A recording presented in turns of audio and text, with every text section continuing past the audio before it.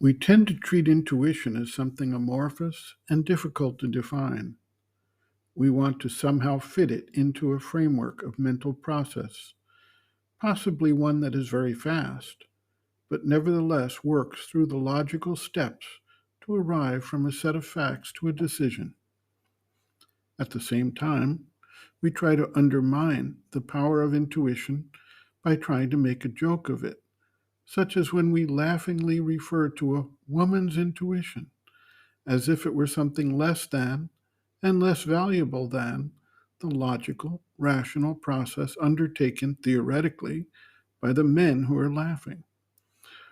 We do the power of intuition a grave injustice by both sides of this argument.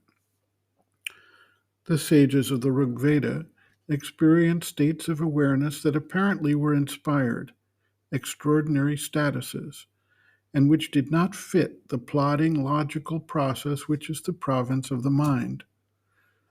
Noted geniuses such as Albert Einstein and Nikola Tesla made it clear that their insights and advancements were not based on some mental logical process, but came about through what can only be called an inspiration, an intuitive process. Sri Aurobindo codified various types and stages of intuition.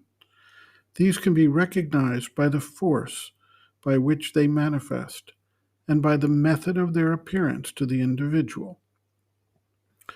The first stages of intuition can be seen as very rudimentary.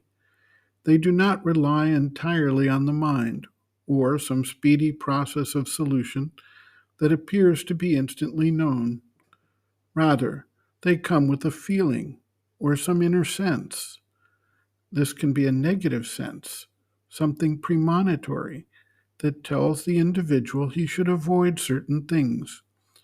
Or it can be in a positive sense, guiding the individual in a different direction than he was going.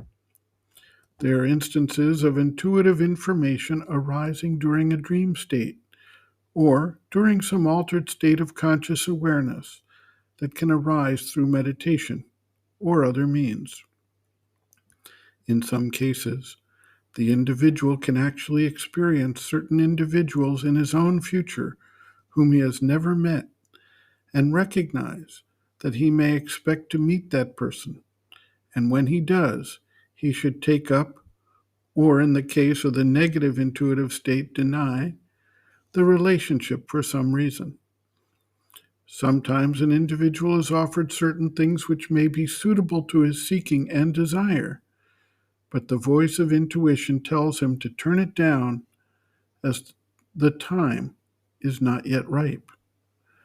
There are many such instances to establish that some process other than mental or vital desire based is providing insight or guidance.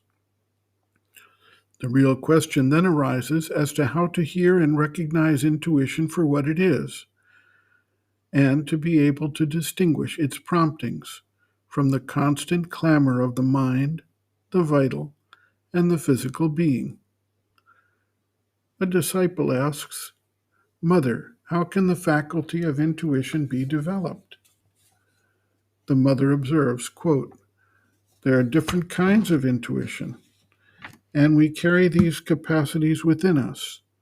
They are always active to some extent, but we don't notice them because we don't pay enough attention to what is going on in us. Behind the emotions, deep within the being, in a consciousness seated somewhere near the level of the solar plexus, there is a sort of prescience, a kind of capacity for foresight, but not in the form of ideas, rather in the form of feelings, almost a perception of sensations. For instance, when one is going to decide to do something, there is sometimes a kind of uneasiness or inner refusal. And usually, if one listens to this deeper indication, one realizes that it was justified.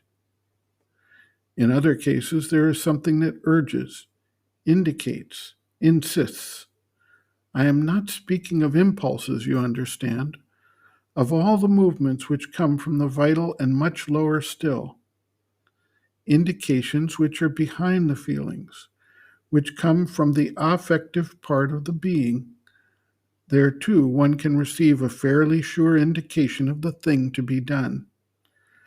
These are forms of intuition, or of a higher instinct, which can be cultivated by observation and also by studying the results.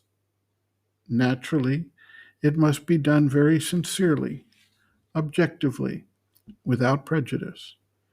If one wants to see things in a particular way and at the same time practice this observation, it is all useless. One must do it as if one were looking at what is happening from outside oneself, in someone else. It is one form of intuition, and perhaps the first one, that usually manifests. End quote. Reference: Sri Aurobindo and the Mother, Our Many Selves, Practical Yogic Psychology, Chapter 6, Some Answers and Explanations, pages 188 to 189.